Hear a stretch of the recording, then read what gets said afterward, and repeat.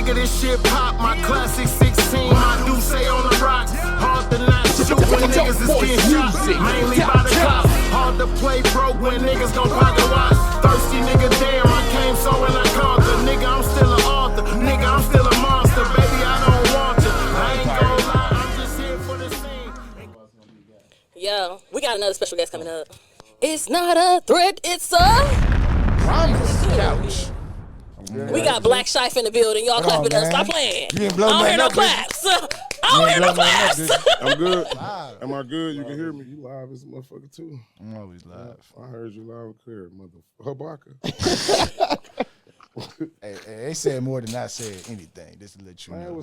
I loved it. I loved it. My brothers was here, you know. They still here, you know, looking funny.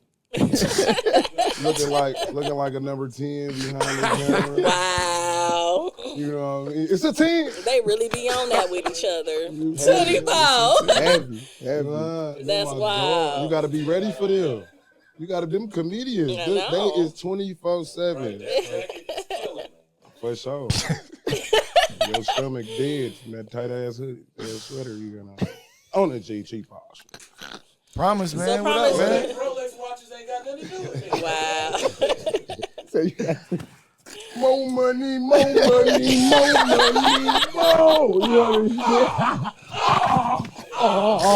Listen, listen. We ain't gonna do all that. Yo. Listen. Promise, what's up? What up, man? How you be, man? Man, I'm good, man. How the Bucks doing, man? Help me through. We hot right now, man. Nice little streak at the crib, 5 in a row, sitting 4th in the East. You know what I'm saying? So we good. How I feel knowing Giannis, like how you feel, you know what I'm saying? I mean, I don't know him. He said, let me clear that up. I mean, technically, he's my coworker. Okay. See what I'm saying? I can't say that. I don't know him personally, Okay. but we done had some interactions. I see him, you know what I'm saying? Very happy to have him on the squad, man. Not only is he an amazing player, but just type of person he is, man. His aura, his energy, for sure. Just good vibes, man, with him. The only interaction I really had with him was it was a pregame. He was getting ready, putting up some shots, and I was in there getting ready to shoot a promo, and he got 2 little boys, and one of his little boys came over and threw me the ball. He tried to hoop, so that's his shorty. So I'm like, yo, is it cool? I don't want no disrespect. I don't want no problem. No, that's Do it right. to my son. Right, you know what I'm saying? I want no problem. He like, no, you good?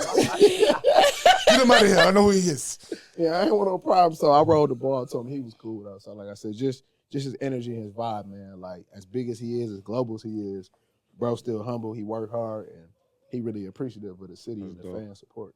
Can we go back for a second and you talk Wherever you wanna go. about where you've been to where you are now? Like, okay, I did this. Yeah. That didn't work out, and then now I'm here doing this, because some people don't know, you know what I'm saying, that evolution of where you are right now. Yeah.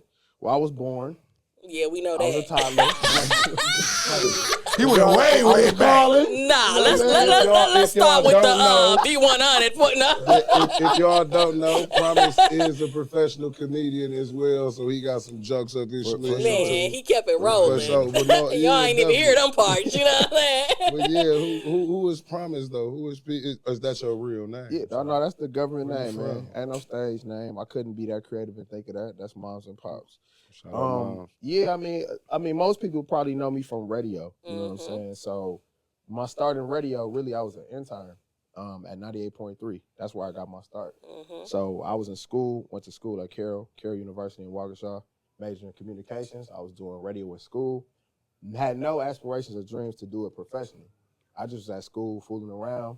They ain't have a lot of ethnicity on campus.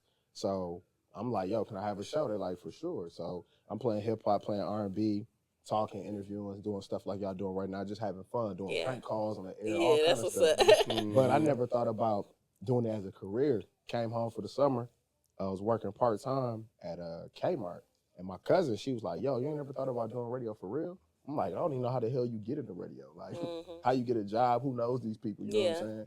My cousin friend at the time was doing some promotions for 98.3. And she was like, yo, I'm going to ask her, what's the situation? So that summer, I applied for an internship, got the internship. The first event I ever did was Juneteenth. So they had me Oh, being in yeah. the parade. Mhm. You know what I'm Okay. saying? Throwing candy out to the kids. That's We had a dope. stage down there. So that was my first opportunity to kind of see like how radio, how promotions, how things work. And so I was an intern, man, for a good amount of time, honestly, before I ever got on the microphone. But my mind, once I got there and I saw how everything worked, because that was a real radio station. I had never been to a real station. So I'm seeing like how it worked, how everything is. And I'm just like, damn, I want to get on the air. And I'm thinking, all right, I'm going to graduate, get out of school. They're going to give me this job. You know what I'm saying? That's what I'm thinking. Hell no, man. Like, you know what I'm saying? Like, ain't nobody going to give you nothing. You got to really be hungry. You got to work. And I just used to stay at the station even when I didn't have to be there. Like all the other promo kids, they'll leave. I'm still at the building. My shift been over. Y'all hear that? My event was done 7, 8 o'clock. It's midnight. I'm still there. I'm asking questions. Rest in peace to Michael Hightower. He was there at the time. I be bugging him, asking him, yo, what's this? What this button do? What this do? He like, man, if you're going to be around here, you're going to have to learn. If you're going to be here, you got to work. So I'm in there learning how to do production and commercials, you know what I'm saying? Just fooling around, recording stuff, hanging out with him till it's 3, 4 in the morning. You know what I'm saying? So everybody else might be at the club, kicking it or doing whatever. I'm at the station at 3 in the morning, you know what I'm saying? Just learning how radio works and everything. So again, once I graduate college, I'm thinking, okay, I can apply and get a job. They like, hell no, I don't work like that, fam.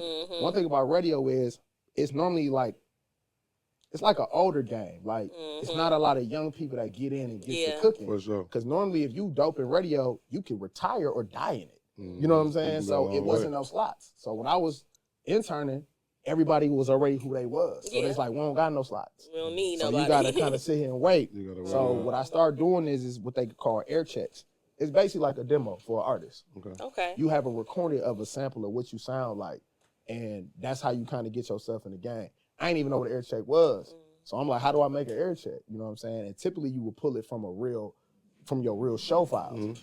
I ain't never been on the radio, so I ain't got no show files. You know what I'm saying? And remember, this the pros. Now You have to make some. They don't care what you did in college. They're like, oh, your little college radio now? Yeah. You know what I'm saying? That ain't real. You know what I'm saying? That's the real. That ain't real. Because I'm like, I did, you know what I'm saying, 4 years of college radio. No, that's right. They're like, Yeah. man, who was listening? The lunchroom? Ooh, Like, I had the made campus you on feel lock. bad. They like, man, this real radio. You know what I'm saying? So long story short, eventually how I got my true opportunity is, man, somebody got pregnant. Wow. That's how I got my shot. Shout out to the Pregnancy, homie Shatavia B. Shatavia ended up getting pregnant and she had to take, leave. So the PD at that time, she was like, all right, kid, Show you them been up. begging, you been asking, like, you she go. finna be out. So come in here. So I'm like, you know what I'm saying? Like, I want this opportunity, now it's here, you know what I'm saying? So that was my first time getting on the radio. It wasn't my show, I didn't have my own shift, But you was on but it. I was filling in. Yeah. That was my first chance. Substitute So, teacher. That's absolutely. what's So, up. I'm texting everybody, telling the family, hey, I'm finna be on the radio. Yeah, I'm gonna be on the period. radio. So that was my first chance. And I realized that shit different. Like, everybody might listen to the radio, you watch TV. It's more difficult than you think it is. It seems very simple.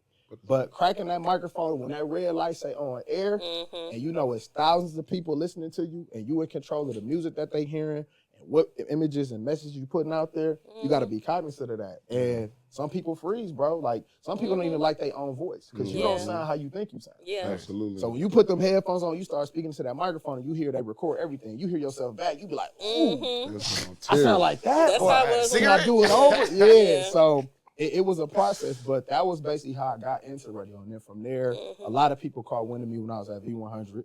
So, you know what I'm saying? I did 4 years at the V. That's really where I found my voice and got really my opportunity to grow. That's when I really got a contract. Because that's the thing about radio people don't know. You got to fight for a contract. They don't just give out contracts. Most people on radio, when they get in, you part-time. Absolutely. You know what I'm saying? Everybody not a contract or salary employee. Gotcha. It's difficult to get those. 'Cause like I said, you have people who are in place. So-and-so been here 20 years. Yeah. This person going to retire. You know what I'm saying? Like, you Yeah. got greats like Tom Joyner and rest in peace, Doug Banks and all them type of people. Coaching job. Yeah. Breakfast Club, look at how long people been in their position. Yep, So when you come in radio, unless you got something that somebody really need or want, you kind of got to wait your turn. And it's a long game, and everybody's not that patient. People don't know, like, before I got to V100, bro, my shift used to be, and mind you, I never got a shift at 98.3. Everybody was in position. So we had a sister station down the hall at the time, which was a top 40 station. And honestly, man, a lot of black people don't get opportunities, just be real, on formats that's outside of hip hop or urban radio. Unfortunately, they put a lot of us in a box, so they don't think you can per se do another format. So I got a chance to be on this top 40 station that we had for a hot second. Dude, my shift was midnight to 5 in the morning. Oh yeah. The average person, they don't want that shit. Bro, I took that shit. So I'm talking about I'm live. I'm not recorded. So y'all coming from Summerfest, and I'm like, hey, shout out to everybody who leaving Summerfest. Yeah. Shout out to everybody who on Water Street. Shout out to everybody coming from the club. I'm at the station from midnight to 5 in the morning. That's crazy. And that's the time I'm still working a 9 to 5. Yeah, So I'm on the radio crazy. every weekend doing that. Then I'm going to work on Monday through Friday, you know what I'm saying, doing a regular job. sure. So I was part-time in radio, 1 foot in the corporate job, 1 foot in the radio. And most people would have been like, man, I ain't trying to do that shit. The money was trash. The hours was trash. But my mind was like, bro, I think I could do this. If somebody just hear me, see me, give me an opportunity, I'm going to keep working for it. So like I said, from there, I got to chance to get the job with V100. Even when I got to the Vito, that wasn't full-time. I got hired at V100 not even to be on the air. They needed a production assistant. But remember, I told y'all when I was a shorty, I was in there 3, 4 in the morning learning production. So I called a job based on when I was in there fooling around. Yeah. They was like, we need somebody to produce commercials, to do whatever. So I took that job. But in my head, I'm like, I'm trying to get on the air. I know that's But I got to right. get in the door. Yes. So I didn't come in there with my aspirations. Y'all but I'm hear like, that? You got to get in the door. you just gotta Get in get that door. Took a part-time job. Mind you, I had a full-time job. I quit my full-time job with benefits to work at V100 part-time. That's dope. Now, a lot of people didn't know that. That's a sacrifice. For Yeah, sure. but I was at a point in my life where I'm like, all right, bro, I went to college, I got a degree. I'm like, you can get a job anywhere, anytime. You ain't always gonna be in this space in this moment in time to try to achieve something. So either you gonna shit or you gonna get off.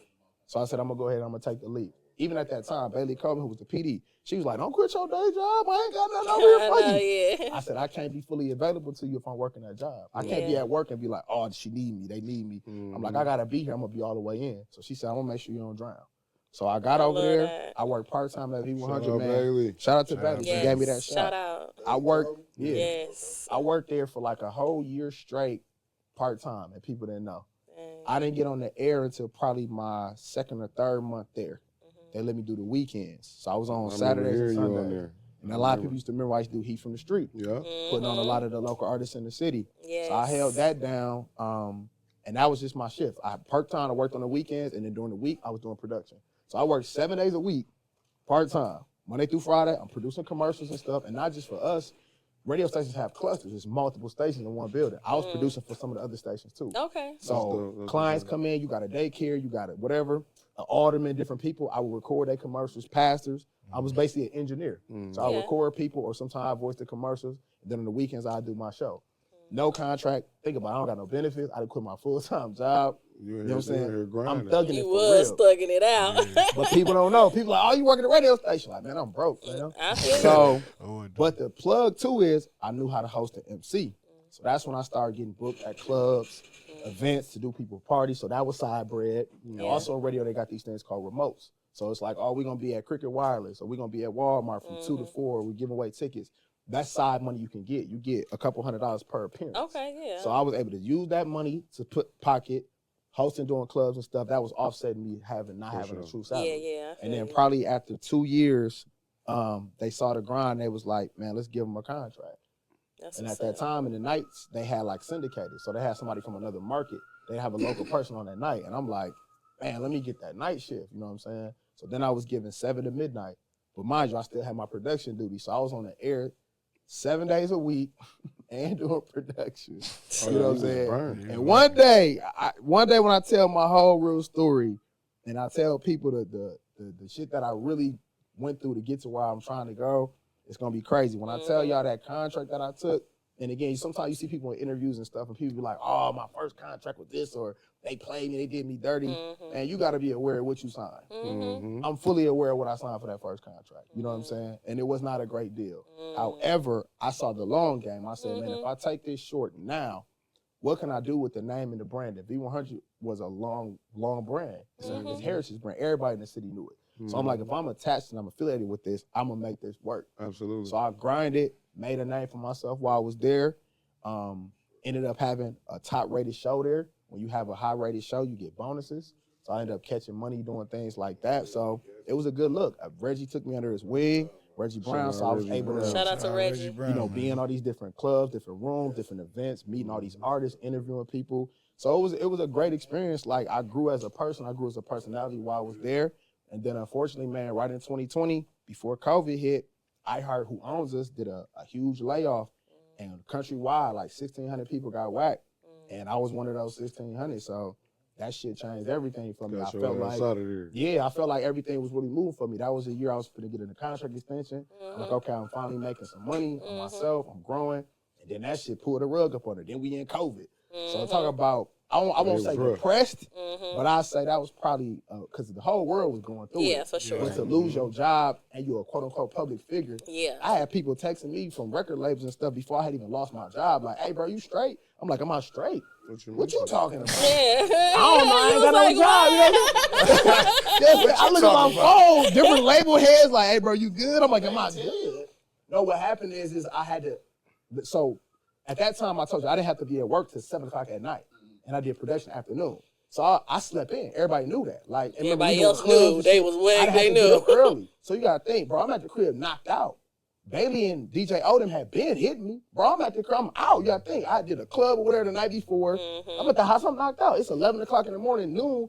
They've been trying to hit me all. I'm asleep. Bailey, when she finally got hold of me, she like, boy, you a hard person to catch. I said, I was in this whole knock. What's wrong? She like, baby, come to the station. She didn't want to talk over the phone. She like, come up here. I'm like, come up here. I'm like, I gotta be to work till 1 o'clock. You said, like, no, you gotta come up here. O texted me like, yo, come to work, bro. So when I got there, that shit felt like, y'all remember Charlie Brown? Wah, wah, wah, wah. You was like, what? That's all I heard. When I'm sitting in that office with the lady who was the president or whatever at that time, she talking to me. Promise you've been amazing. Nothing but a hard worker. We love you here. Shit. They say that shit to everybody. She like, I done saying that shit all morning. I said the same shit. Dude, that same shit 20 Bruh, years ago. it's your last day at iHeart.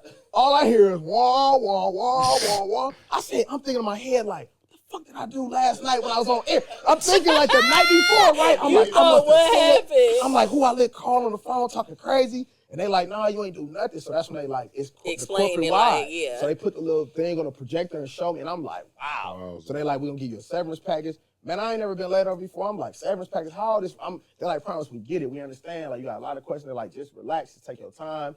We not firing when you not kicking you out the building. Like, we just gotta let you go. So the cool thing about how it happened, honestly though, it was a mess up situation, but I had so much love in that building. Normally when you get let go, your access is cut off. You can't keep coming in and out of the building. Bro, they let me, I was in that building probably 2 weeks after I was gone.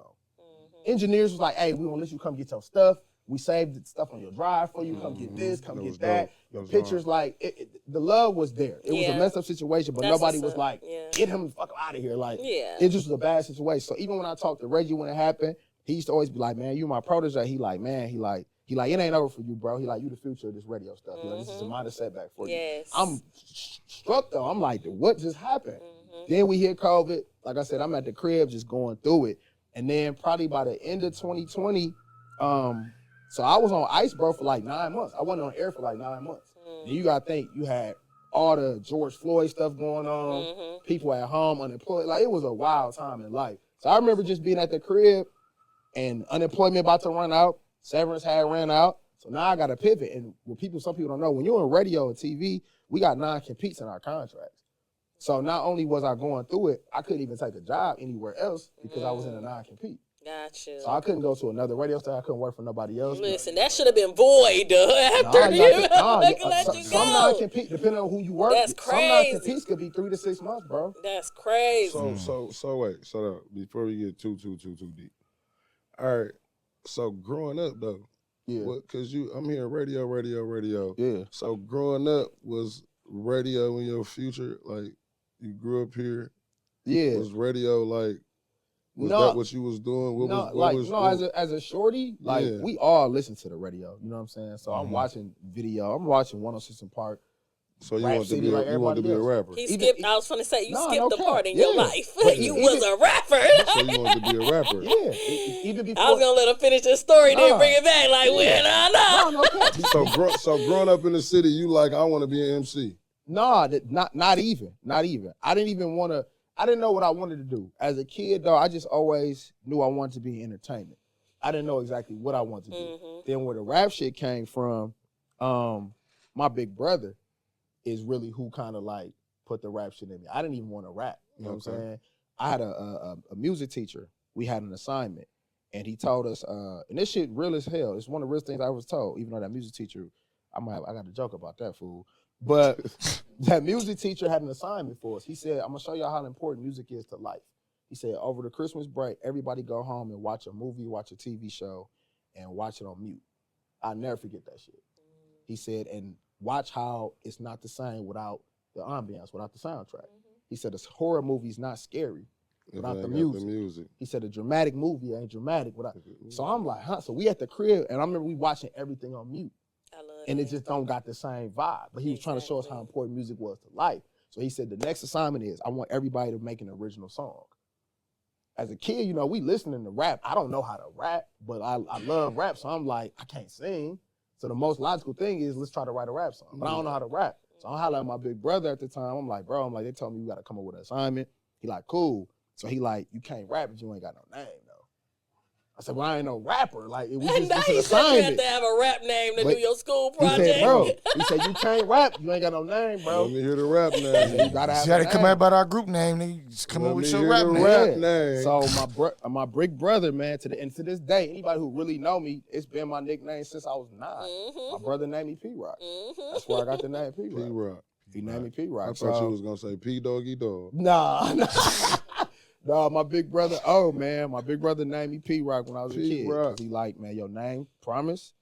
We call you P. Everybody in my family, only people who call me Promise, truthfully, like my real name, typically is like females. Like in my family, don't nobody call me I'm Promise. calling you P from now Yeah, on. everybody called me P, or even my grandma. My grandma called me P-Rock. You know what I'm saying? Like if I get called my real name, I know it might be, You're in trouble. you know what I'm saying?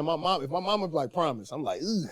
You know what I'm saying? Because like nobody in my family really even called me my name. Bro, why you ain't never told me that? I've been calling you Promise this whole time. Shit, you call me P? What you talking about? No, so Bro, I don't know what's going on right even when I got in the radio, I didn't even want to. Bailey made me be Promise on the radio.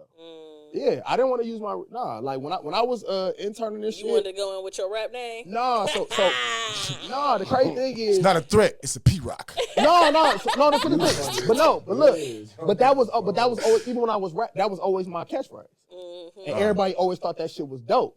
But Well, it's not a threat. It's that a was P-Rock. always my catchphrase. But that's GA used to laugh because it was way reckless. My original catchphrase was, "It's not a threat, it's a motherfucking promise."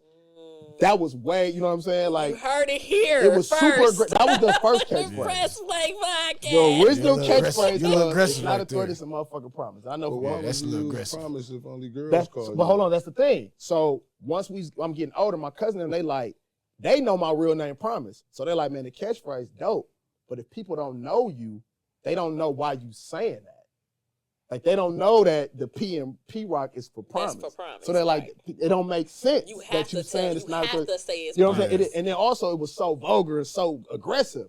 So when I got to college and I'm doing radio, I'm like, you can't curse on the radio. So I just started saying on the radio, it's not a threat, it's a promise.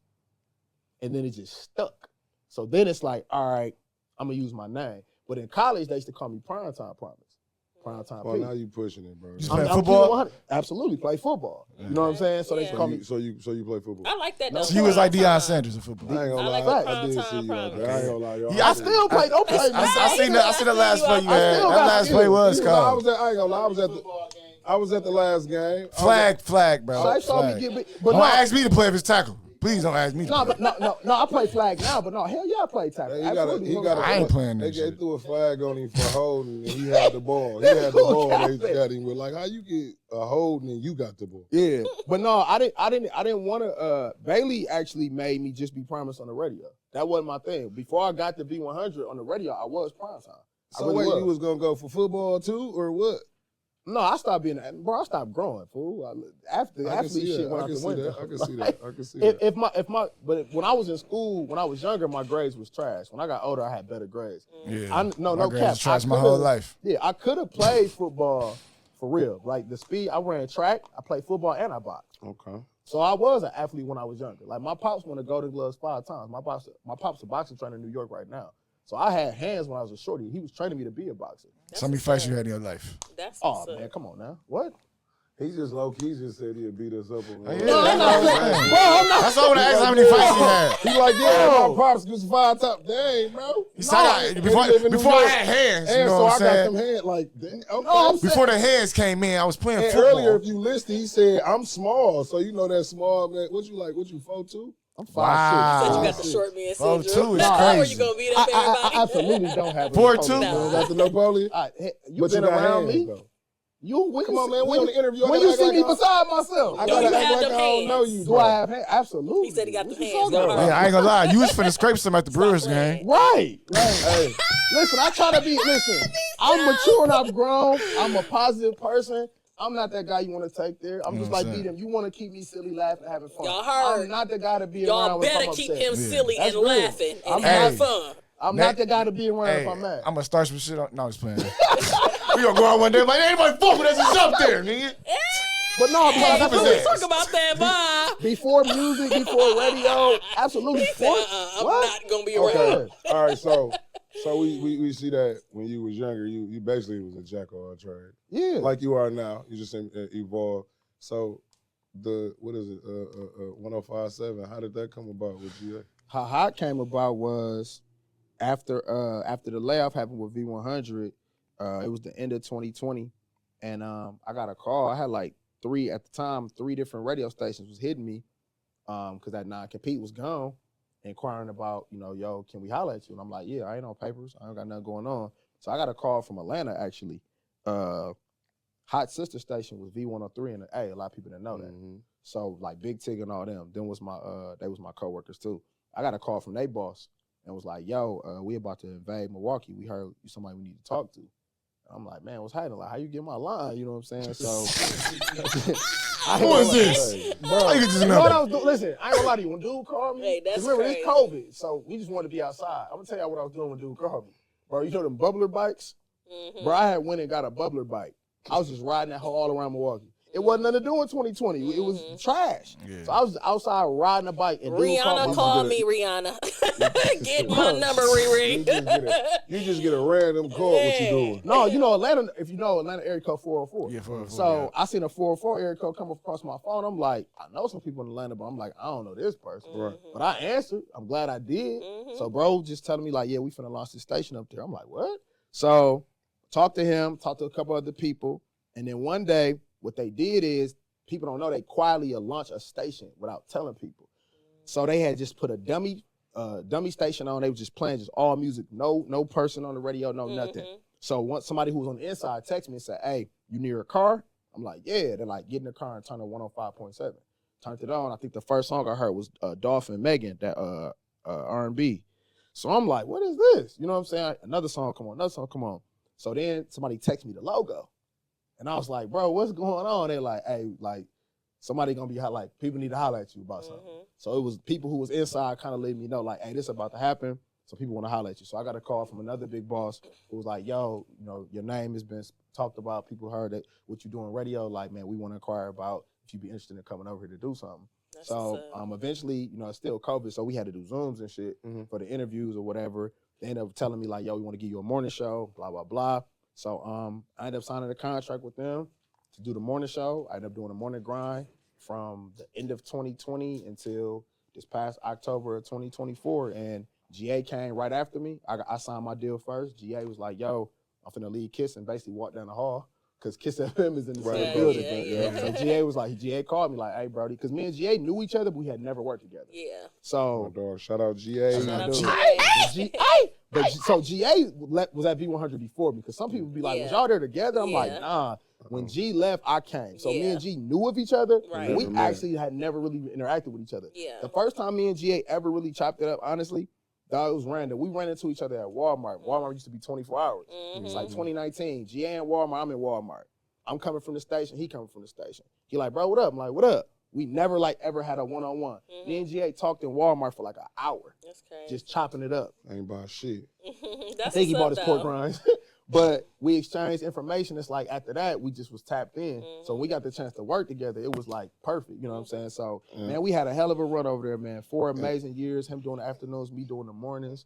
It was dope. Yeah. I was fucked on the there city a up few with times. Yeah. And for most of y'all that don't know, this is the individual. If y'all sent y'all music in there, he got that started. Right. You know what I mean? With the art, with the local Hometown artists, heat. the hometown heat, Yes. with the artists being able to showcase their talent. I mean, it was I was on there a few times. I was on a run. You know what I mean? I appreciate you, big dog. Well, you know, man, I care about the music scene in the city. So How did that come about? Very appreciated. man, when I got the job, you know, at V100 we had Heat from the Street. I didn't own that and create that. That was their brand. Yeah. I think I maximized it. Yes. People had it before me, too. but I feel was like on there a few times. I feel like what I did with it, I feel like I gave a variety to the city. For sure. For me, I feel like it was very one-sided over there. I feel like it was very political. For People sure. play favorites. I feel like when I got it, I was like, yo, let me open this up.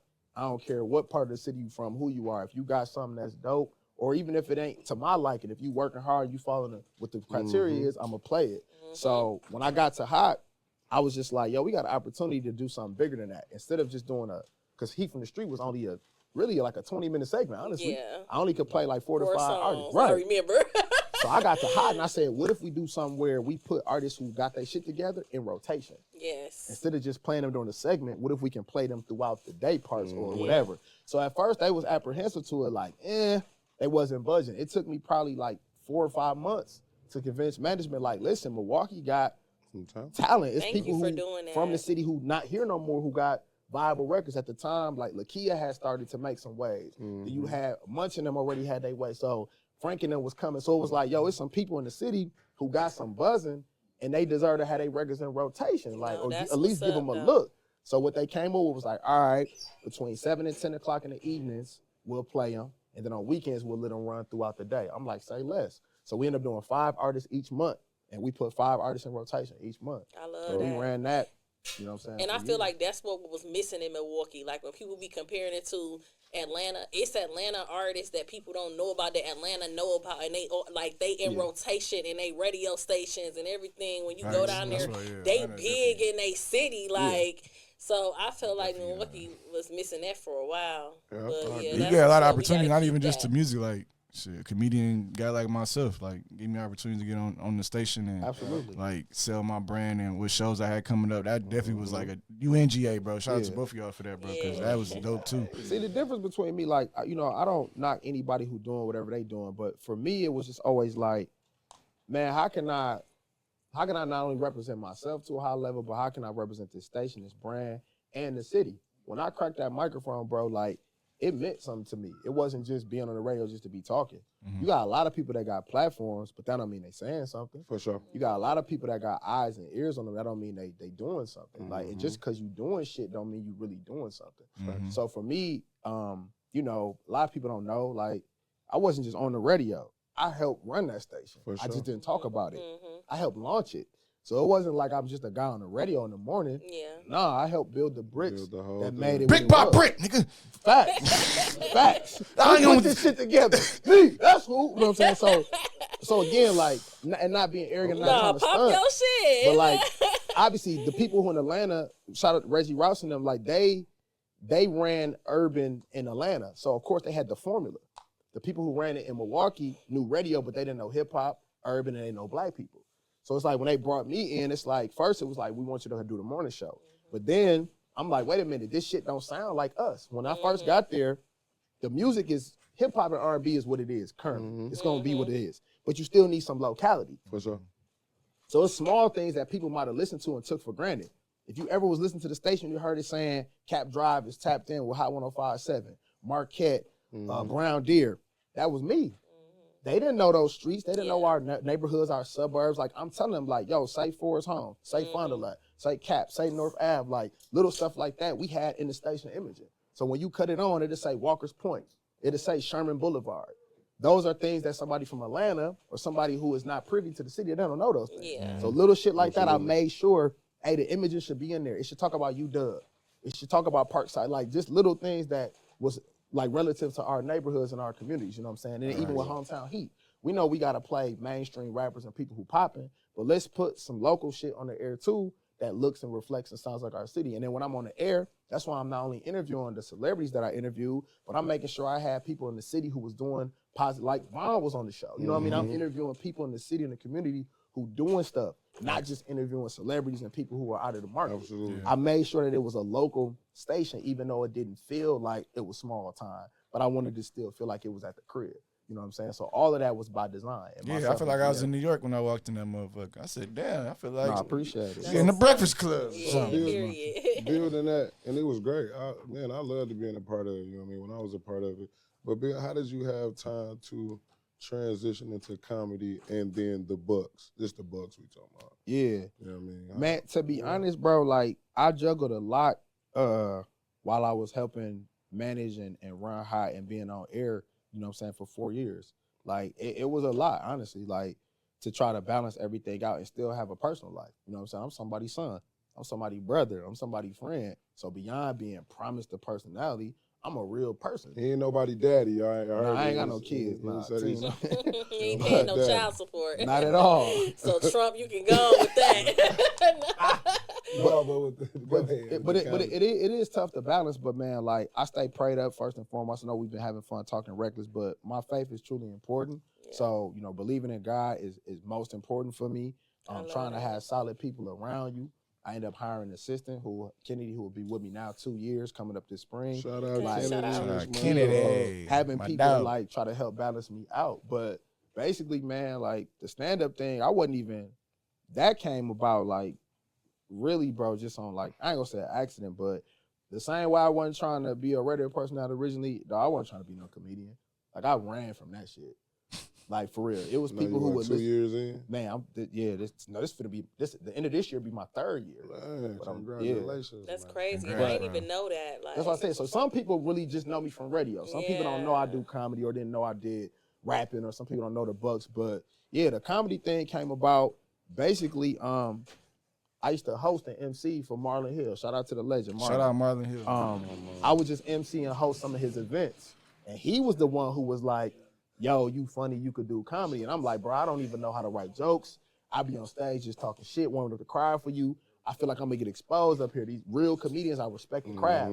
I don't want to be up here playing like I'm a comedian, bro. Like they gonna expose me. I don't know what I'm doing. You know what I'm saying? So I shied away from it. He really wanted me to do it. And I was just like, bro, people not gonna take me serious, because at the time when I first was around him, I'm doing radio. I'm trying to get my grind with radio. I still was thinking like I could do the rap stuff. So I'm like, bro, unless I'm Jamie Foxx, you know, Childish Gambino, I'm like, this is gonna be hard to pull off. So I ain't really want to do it. So, you fast forward to, man, in like 2022, I hit him and I was just like, hey bro, like I want to come to one of your shows and I just want to work out. And he like, huh? I'm like, I just want to come down. I'm like, bro, I'm thinking about auditioning for like Wildin' Out or some shit. And he like, oh, for real? I'm like, yeah. And I'm like, I feel like I got the personality. I'm like, I could freestyle, I could have fun. I'm like, but I don't really got the chops with them jokes. Right. And you got to be prepared. So I'm like, can I just come down, to one of your shows and just get some work? He like, yeah, for sure. But what he didn't know, quietly, I had been putting ideas in my phone. Right. You know what I'm saying? So I never knew how to write a joke, but I had ideas and concepts. So I went to one of his shows in the fall of 2022, and he had me host, but instead of me just being up there talking crap, I actually put together like a set. So when we got done, the other comedians is like, hey, who wrote that? Marlon like, who wrote that for you? And I'm like, me. He like, bro, that's you? I'm like, yeah, I thought of that. He like, bro, that shit's funny. And he like, so what you doing? And I'm like, I don't know. They're like, you a comedian now or what? And I'm like, comedian now or what? You want to get jumped in? You want to get jumped in, huh? But I'm being honest with you. I didn't think it was real though. Because Marlon, to me, he kept me comfortable. And I felt like in order to grow, you got to be uncomfortable sometimes. So for the next couple months, nobody knew, right? GM be like, what you do this weekend? I wasn't telling nobody. I quietly was doing comedy shows, but wasn't telling people. So my family didn't know, my friends didn't know. I'm just going, I ain't telling about it on the radio. Bro, every weekend I got a chance, I go somewhere, he do a smaller room, I just get on stage and do a set and get out the way. And nobody know what I'm doing because I'm trying to build up my confidence. Sure. Yeah. So finally, we get ready going to the new year, he do a New Year's Eve show. He had me rock it. So that one, I finally invited one or two people who knew me. And GA was like, bro, what you been doing? You just been hosting? I'm like, yeah, I just be hosting. So he ain't know I be doing sets, you know what I'm saying? I'm just telling him I'm just hosting. They're like, oh, okay, cool. So at that point, I'm like, Hill, I can't do this shit unless I'm away from you. Right. He like, what you mean? I'm like, no disrespect. I'm like, the only time I'm doing comedy is when I'm with you. if I'm really funny and I'm gonna try it, I gotta do this shit when I'm not in the comfort of your crowd and the people who gonna bless you. Like you grandfathering me in, so they fucking with me. Yeah. If I gotta know if I'm really can do this. Like that, yeah. So, you know what I'm saying? Like I finally do a show outside of him. I did something at the Laughing Tap. Yep. That's a different audience. That's a different vibe. You know what I'm saying? Got people laughing at Laughing Tap. I'm like, okay. You know what I'm saying? Then another month I did something on my own. And that's when I created Funny on Sunday. Shout out to Funny on Sunday. Right. Sundays, but the thing about Funny on Sunday is when I pitched it to, shout out to Jay and Ran at Kinky, when I pitched it to Jay, Jay told me like, yo, we not open on Sundays. Jay had been trying to get me to come host at Kinky forever. But Jay knew I didn't want to do nightclubs and bars no more. I did all that shit when I was at V100. I'm like, bro, I want to host an MC and show my skills. No disrespect to everybody in the nightclubs. I'm like, but bro, that's very limited to me. Telling people tip the bartender, shout out so-and-so, so-and-so. I'm like, bro, that don't allow me to show my personality.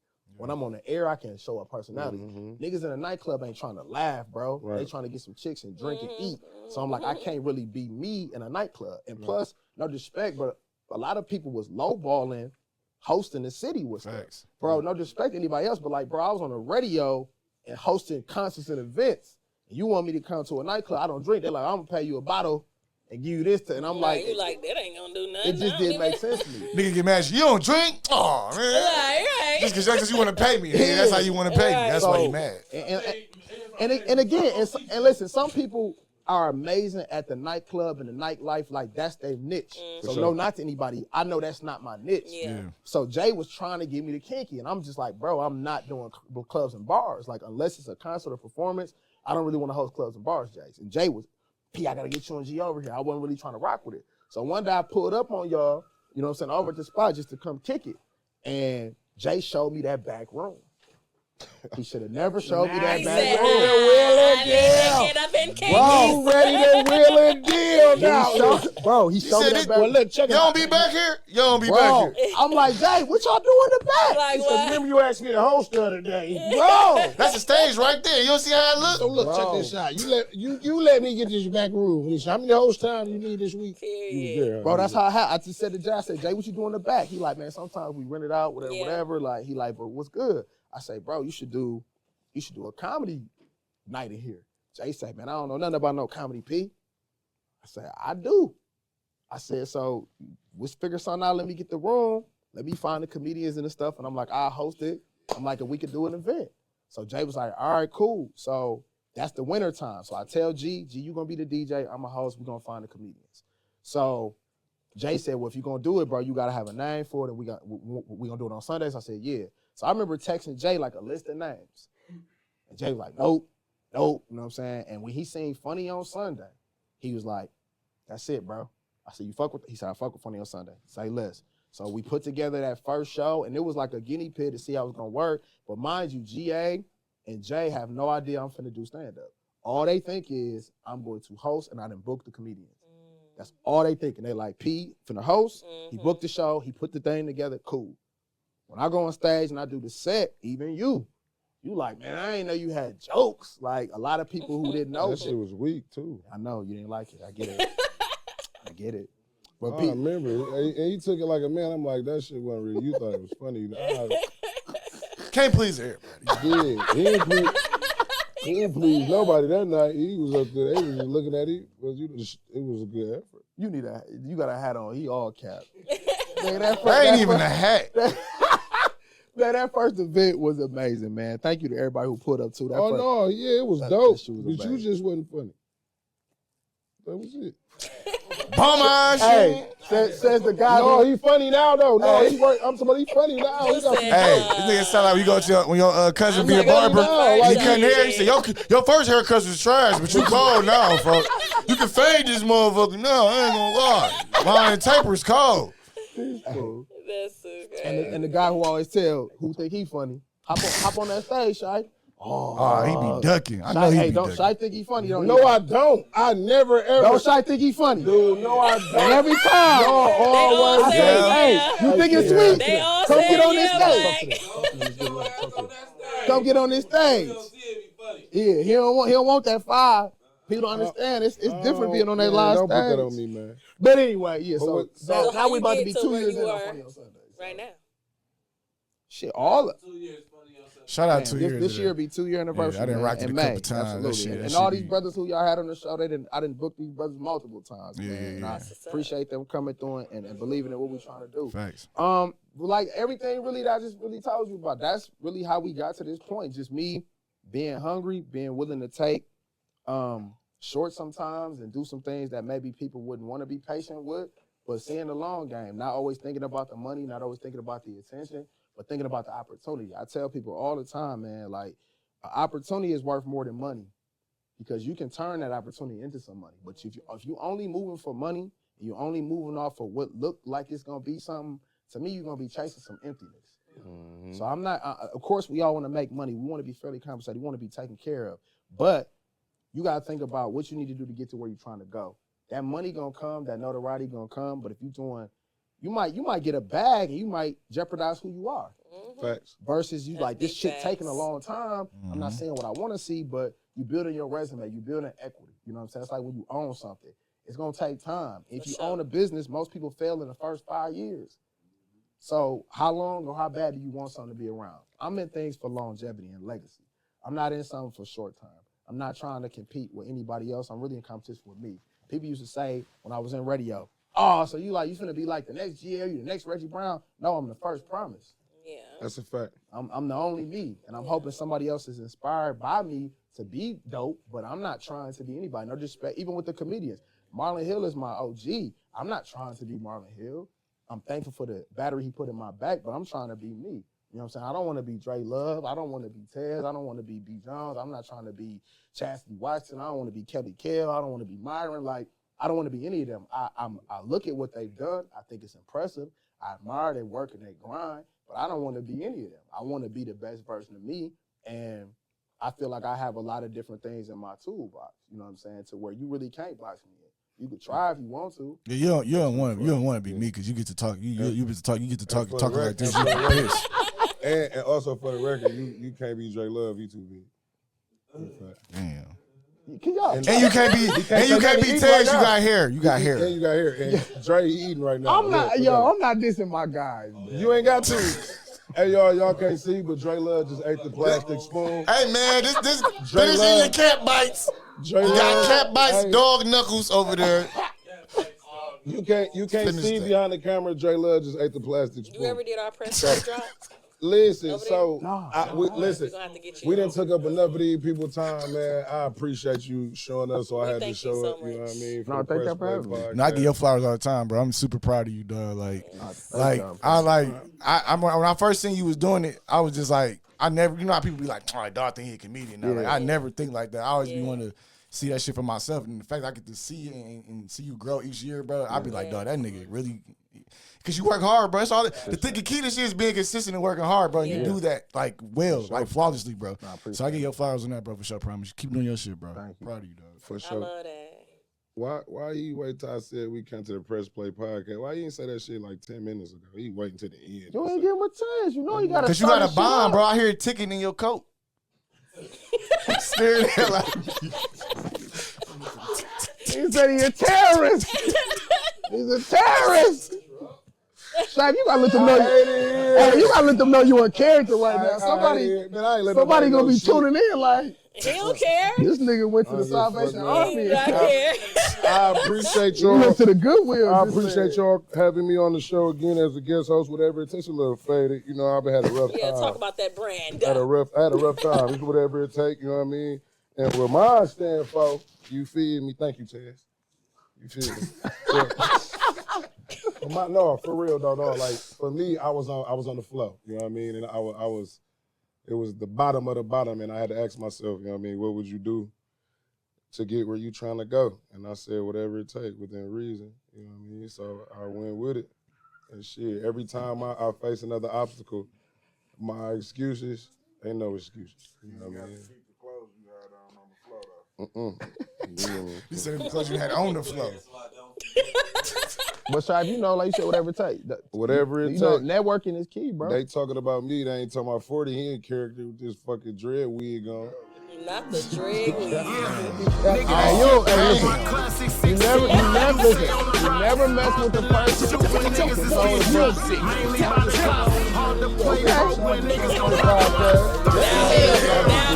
I'm just playing, y'all. Hey, y'all, just playing. They gon' cancel me. They gon', hey, listen,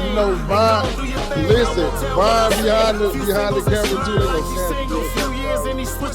No, Press Play Podcast.